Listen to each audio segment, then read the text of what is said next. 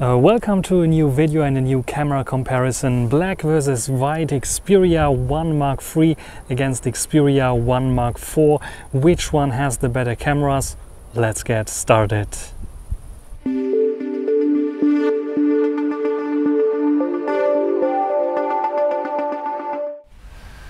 So let's take a look at the camera specs first. So at the back it looks very similar. We have very similar specs.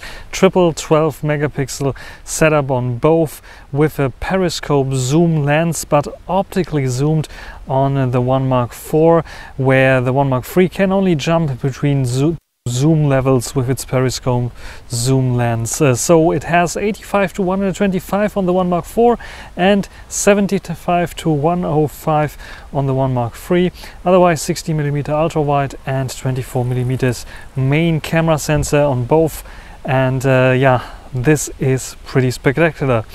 When it comes to the front-facing cameras, we have an upgrade. The 1 Mark IV has now 12 megapixels, which allows 4K recording in 30 frames per second and even HDR, where the 1 Mark III only has an 8 megapixel camera sensor, which only allows full HD recording at 30 frames per second. So I think we will start with the front-facing cameras.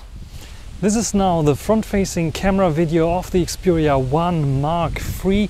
8 megapixels, only limited to 1080p, full HD, nothing more. I'm using an external recorder. Maybe you hear some wind because it's getting a little bit windy here right now.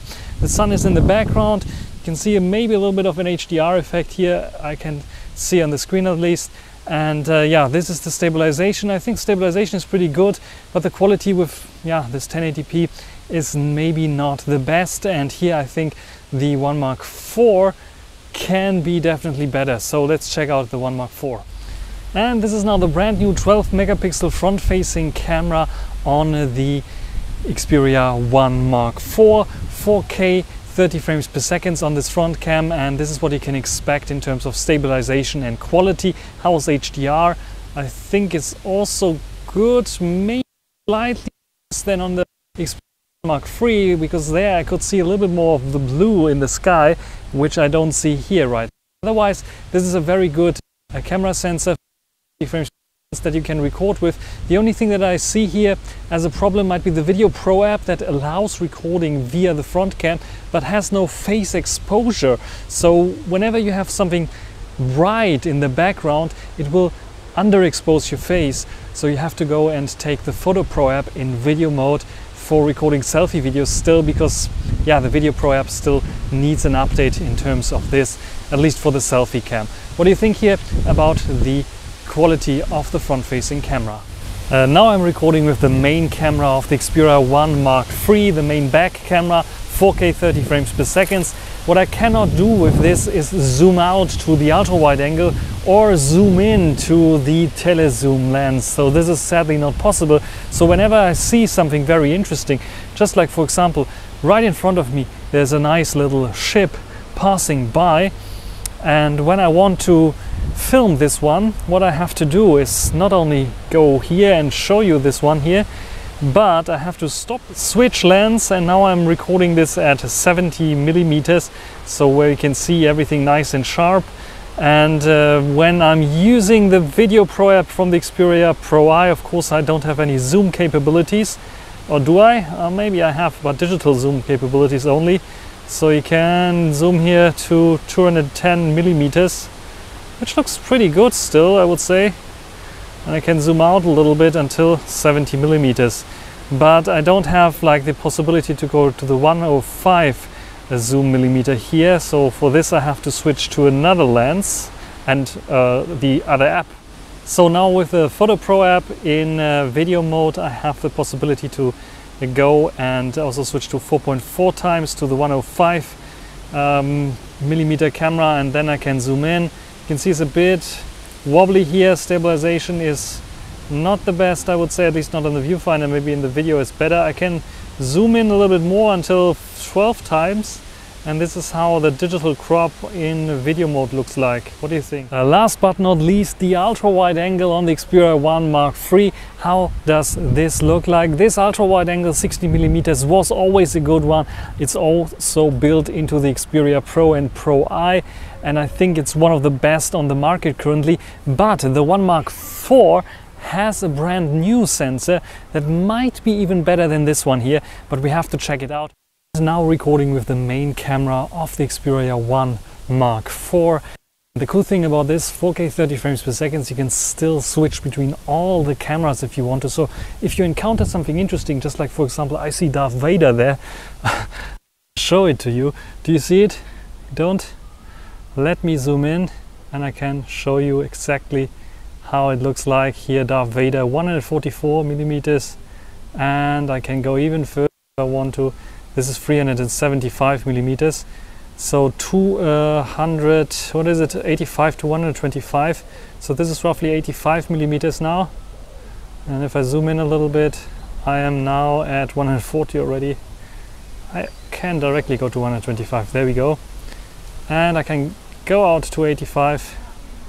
And if I want to, I can go even to 16mm. So this is the ultra wide angle, and you can see it has some zoom capabilities where I can manually slide around, but I can also tap to go directly to the specific lens that I choose, and it then has zoom out and zoom in transition, which looks pretty okay, I would say. There are some better ones. The iPhones especially have better zoom effects there, and I think even Google Pixel and Samsung has better zoom effect there when it comes to switching the lenses. But still, it's a first try for Sony, and for this they are doing it pretty well. So what do you think about this quality here? Colors, HDR, stabilization, and sound quality using an external sound recorder. And yeah, what do you think about this here? And what I will do now is take some photos and show you some photos, and we discuss the photo quality of the Xperia 1 Mark III against the 1 Mark IV. So let's get right into it. On the left over is the Xperia 1 Mark III, on the right over is the Xperia 1 Mark IV. On first glance we can see a bit of a brighter exposure on the 1 Mark III with the main lens, a bit of a darker exposure on the 1 Mark IV. We can see a more yellowish kind of tint on the 1 Mark IV, where the 1 Mark on the 1 Mark III, where the 1 Mark IV keeps a bit of more bluish color. This handrail here is really blue and not this green kind of tint as the 1 Mark III shows. Otherwise the blue in the sky is a bit more punchy on the 1 Mark IV because of this bluish kind of tint. In general, I think the 1 Mark IV has a bit of more detail levels here, but a darker exposure. When we take a look at the zoom lens, we can see that there's a bit more detail on the 1 Mark IV, though the colors changed, they swapped. The 1 Mark III has a bit more bluish kind of tone, the 1 Mark IV a little bit more yellowish kind of tone, and you can see that the detail level, the exposure, and I think the high dynamic range is a bit better on the 1 Mark IV, 3.5 versus 2.9 times zoom.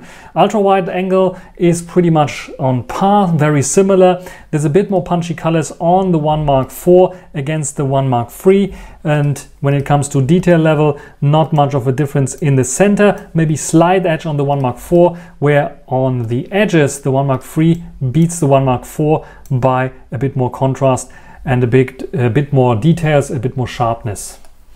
When we take a look at zoom shots, this is a 4.4 versus 5 point times zoom. We can see much more contrast, much more punchy colors on the 1 Mark III. On the 1 Mark IV we see a little more desaturated colors and better dynamic range. When I zoom in, you can see here slightly overexposure on the flowers itself. The flowers itself are not sharp on either, but it's a bit more sharper on the 1 Mark IV for sure.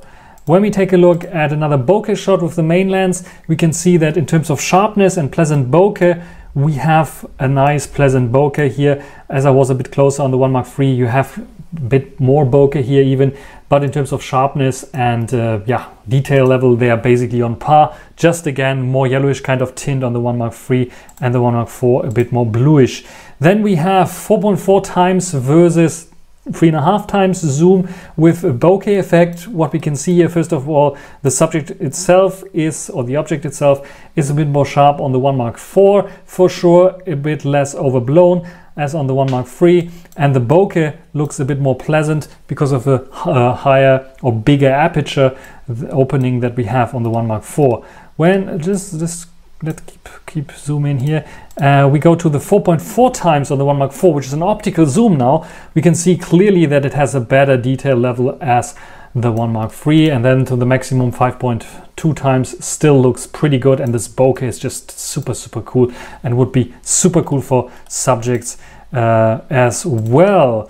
Then ultra wide angle, again onto the edges, a bit unsharp, but in terms of in the middle, a little bit less of contrast on the 1 Mark III, a bit more contrast, a bit more darker shadows on the 1 Mark IV, though a bit more punchier colors, bluish kind of colors on the 1 Mark IV, but more yellowish kind of colors here, though I think the detail level is a bit better on the 1 Mark IV.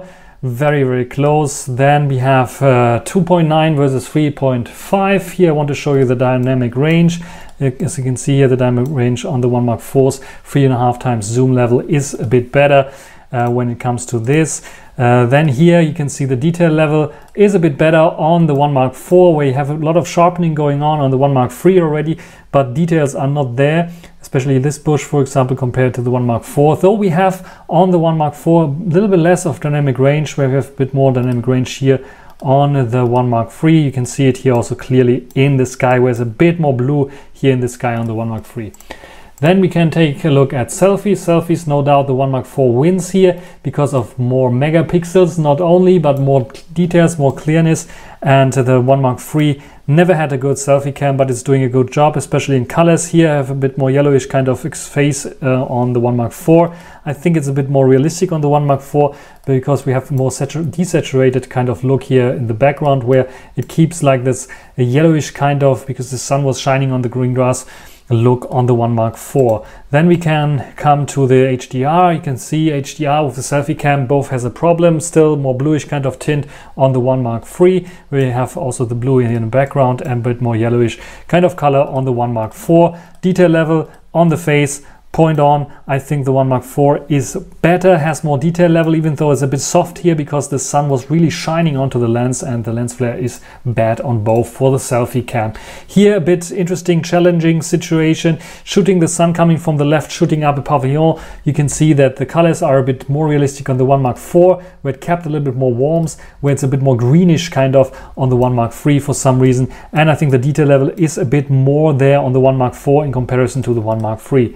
Then we come to another challenging situation, shooting against the sun. You can see the Zeiss T-Star coating is doing a bit of a good job, so we still have some kind of lens flare effect here and there, but in general both good. Again, warmer colors on the 1 Mark III, cooler colors on the 1 Mark IV, a bit better high dynamic range on the 1 Mark IV. We can see it kept the green grass a little bit more yellowish, a bit more brightened up, where here it toned it a bit down to have not an overexposed river here, where we have a bit of an overexposed river there. Then we come to the zoom lens again. We have 3.5 versus 2.9 times. I think the 3.5 times looks a bit softer here when focusing on Darth Vader. And when we go into and compare the 5.2 versus the 4.4 times, here I think also the 5.2 times is a bit softer than the 4.4 times, so there's a bit more detail on the Xperia 1 Mark III, though the colors on the 1 Mark IV looks more realistic. Maximum zoom, this is the difference here, the realistic colors again on the 1 Mark IV and a bit overexposed colors on the 1 Mark III. I think you can see a little bit more details. Let's zoom in here on the 1 Mark IV. So the 1 Mark IV has the potential to create better shots, but I think Sony needs to fix a little bit the focusing on the zoom lens for it to work out. Here again, a little bit less high dynamic range, especially in the clouds here with the main lens, where we can see the 1 Mark III keeps a bit more of information here in the clouds. Then we have some low light photos. Here we have a bit of yellowish, more extremish kind of tint on the Xperia 1 Mark III, and a bit more bluish, extremish, greenish kind of tint on the 1 Mark IV. So dim lit situation, both in terms of detail level the same, both a little bit unpleasant in terms of the colors. I think more unpleasant the 1 Mark IV here in this case. Both had the automatic night mode turned or kicked in. Both have already noise here. The detail level is basically on par, not much of a difference. Then ultra low light situations, night mode kicks in and gives a bit of a brighter exposure on the Xperia 1 Mark IV, where you can see at least some things here, as you can see here, where here It's just a bit too dark. I can see something hanging here, but that's basically it. Here I have more information that I can play around with. So in general, the 1 Mark IV's algorithm is a little bit better. I think the sensor is more also sensitive for such low light photos. When it comes to selfies with the portrait mode, just forget about it. It's like super bad. It's slightly improved on the 1 Mark IV because we have a better lens here, but it still does make some errors here. And here I think it's like almost useless on the 1 Mark III, as you can see here, too many errors. So just forget it about it. Just make a normal selfie without this bokeh or portrait effect. That's basically it. I think the 1 Mark IV is the winner here, though I would like some color tweakings, and especially I think the zoom lens needs a bit of more an update when it comes to focusing, because sometimes it has some focusing issues. This is what I would do. Otherwise, like the colors on the 1 Mark IV is a bit sometimes too bluish here and there. In daylight situations not so much, but in dim lit situations you can notice this very, very much. Last but not least, internal microphone test here to see if they improved the microphones a little bit in comparison to the 1 Mark III. I'm not so sure if this is really the case, but anyway, this is the microphone. Wind filter is on. It's a bit of windy noise going on as well. You might hear some people passing by. Now let's check out the 1 Mark III. And this is now the internal microphone of the 1 Mark III. How does this sound like? Wind going on a little bit. You hear some wind noises in the background, maybe some people talking or passing by as well. What do you think about this sound quality here on the 1 Mark III? So that's it basically between the comparison of the 1 Mark III against the 1 Mark IV. If you want to have a comparison of the Photo Pro app, there will be a dedicated video, as well as the Video Pro app where I compare it with the Xperia Pro Eyes Video Pro app. When it comes to photo and video quality, I think both are pretty good. The 1 Mark IV is a little bit better than the 1 Mark III, and it just needs a little bit of love, especially with the zoom lens, I would say.